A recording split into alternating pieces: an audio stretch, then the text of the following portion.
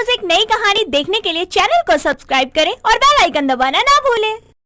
धनी राम का नाम उसके माता पिता ने बड़े ही अरमानों से रखा था, लेकिन कहते हैं ना, जब किस्मत ही गरीब हो तो अमीरों वाला नाम भी किसी काम का नहीं। धनी राम एक गरीब मिट्टी का बर्तन बनाने वाला कुम्हार था। उसके घर में आए दिन कोई न कोई परेशानी आया करती।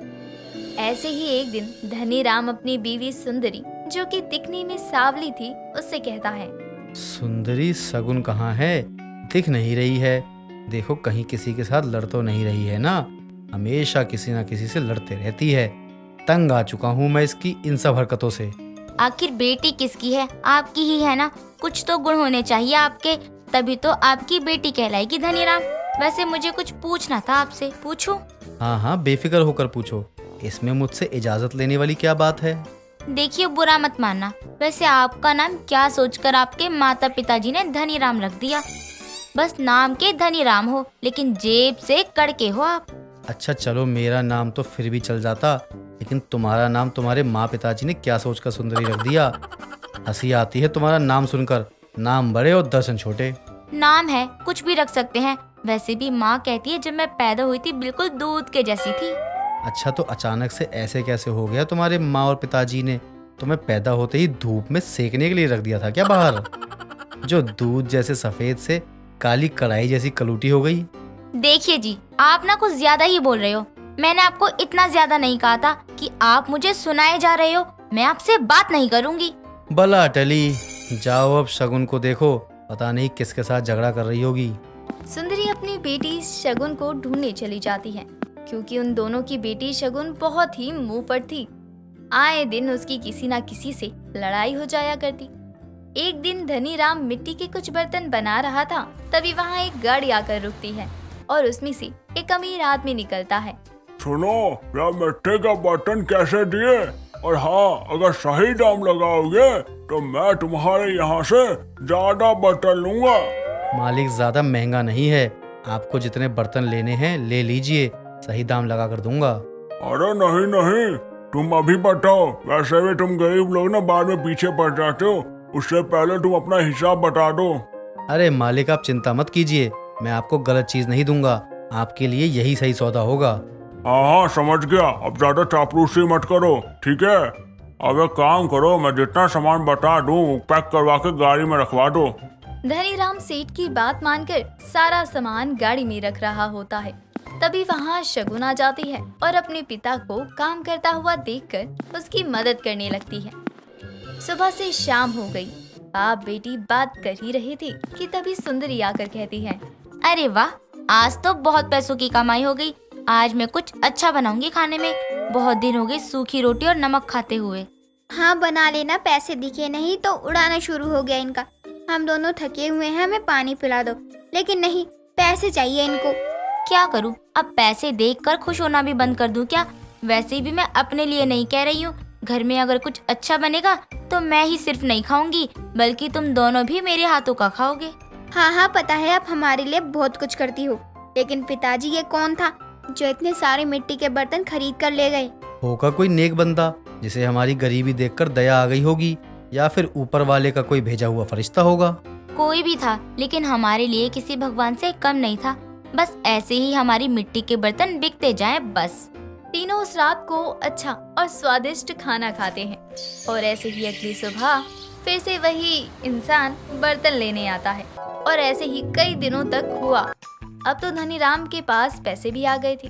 बचे हुए पैसों से और बर्तन बनाता वो और बेचता। ऐसे ही एक दिन धनी राम और उसकी बेटी बर्तन बना रहे थे, तभी उनके घर उनकी पड़ोसन शांता आती है। क्या बात है धनी राम जी, बड़े जोरों शोरों से बर्तन बजाए जा रहे हो। आपको देखकर ऐसा लग रहा है जैसे आपको बहुत जल्दी है। कोई आने वाला है क्या आपकी मिट्टी के बर्तन लेने वाला? हाँ बहन जी, एक ग्राहक है जो हर 2 या 3 दिन में आकर कुछ बर्तन लेकर जाता है। बस उनके लिए ही ये बर्तन बना रहा हूँ। अच्छा, आपके हाथ अमीर बकरा फंस गया। जितना लूटना है अभी उसे लूट लो, बार बार ये मौका नहीं मिलता। एक बात बोलूं शांता चाची, जैसा आप सोच रही हो इतने भी गिरे हुए नहीं हैं हम। हमें जितनी जरूरत होगी हम उतनी ही कमाई करते हैं। गरीब हैं, लालची नहीं।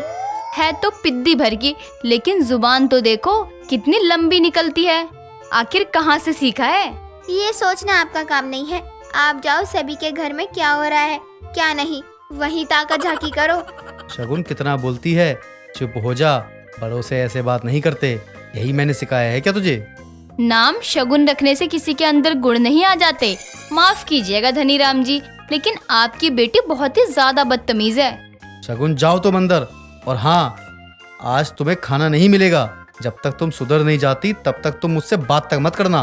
धनीराम की बात सुनकर शांता वहाँ से मुंह बनाते हुए चली जाती है।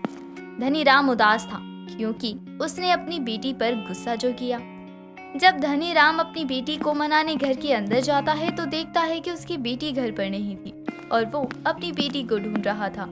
तभी सुंदरी धनीराम से पूछती है, क्या हुआ, किसे ढूंढ रहे हो आप? बताओगे कुछ या अकेले ही ढूंढते रहोगे? यहाँ अभी अभी शगुन आई थी, कहाँ गई?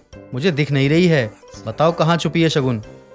शगुन बेटी, शगुन, मुझे माफ कर दो, अपने बाबा को देखो बेटा, माफ कर दो, ऐसी जिद नहीं करते, अब बाहर आ जाओ। आप घर में उसे क्यों ढूंढ रहे हो? वो घर के अंदर आई ही नहीं है, उसे बाहर ही ढूंढना पड़ेगा। चलिए उसे बाहर ढूंढते हैं। सुंदरी, आज मैंने अपनी बेटी को पहली बार डांट दिया, मुझे चिंता हो रही है, पता नहीं कहाँ चली गई होगी मेरी बेटी। लेकिन आपने उसे डांटा क्यों? क्या हो गया? आज इतने सालों बाद उसे क्यों डांटा आपने? वो शांता बहन जी को उल्टा जवाब दे रही थी, इसलिए मैंने उसे डांट दिया और उसे कहा कि अंदर जाओ। क्या आप भी ना उस शांता के लिए अपनी बेटी को डांट दिया? उस शांता की तो आदत ही है, घर घर जाएगी और लोगों को एक दूसरे के खिलाफ कान भरती है। आप भी ना कमाल करते हो। दोनों बात कर ही रहे होते हैं तभी बाहर एक धमकी सी आवाज आती है। सुनकर ऐसा लगा जैसे किसी गाड़ी का एक्सीडेंट हुआ हो। धनीराम और उसकी पत्नी दोनों बाहर जाकर देखते हैं तो लोगों की बहुत भीड़ लगी हुई थी। वो बाहर जाकर देखते हैं तो उनकी बेटी शगुन का एक्सीडेंट हो गया था। शगुन खून में लथपथ और धनीराम उसे गोद में उठाकर अस्पताल लेकर जाता है और डॉक्टर को कहता है, डॉक्टर साहब, मेरी बेटी को बचा लीजिए, कोई है जो मेरी मदद कर सके? मेरी बेटी का बहुत खून निकल रहा है, कोई तो बुला दो डॉक्टर को, अरे कोई तो मेरी मदद करो। क्या हुआ? कौन है ये लड़की और इतना खून कैसे निकल रहा है? ये मेरी बेटी है डॉक्टर साहब, गाड़ी से मेरी बेटी का एक्सीडेंट हो गया है, बचा लीजिए इसे प्लीज, मेरी बेटी को बचा लीजिए प्लीज डॉक्टर साहब, मैं आपके आगे हाथ जोड़ता हूँ। लेकिन ये तो पुलिस केस है, जब तक पुलिस आके पूछताछ नहीं करती, हमें परमिशन नहीं देती, हम कोई मदद नहीं कर सकते आपकी। डॉक्टर साहब, अगर मेरी बेटी का इलाज अभी नहीं हुआ तो मेरी बेटी की जान चली जाएगी, प्लीज इसे बचा लीजिए प्लीज डॉक्टर साहब। ठीक है, लेकिन ऑपरेशन में 4 लाख रुपए लगेंगे, जितना जल्दी हो सके ना इंतजाम कर लीजिए, वरना आपकी बेटी को हम बचा नहीं पाएंगे। 4 लाख का सुनकर धनीराम और सुंदरी के पैरों तले जमीन खिसक जाती है। जैसे तैसे अपनी दुकान और घर बेचकर वो पूरे पैसे डॉक्टर को देता है और शगुन का ऑपरेशन होता है। कुछ घंटों बाद डॉक्टर धनीराम को खुशखबरी देता है, अब उसकी बेटी खतरे से बाहर थी। धनीराम और उसका परिवार एक साथ है, लेकिन पेट भरने के लिए वो दुकान नहीं है। दोस्तों, अगर आपको ये कहानी पसंद आई तो इसे लाइक करें, शेयर करें और कमेंट करके बताएं कि कहानी में आपको सबसे अच्छा क्या लगा।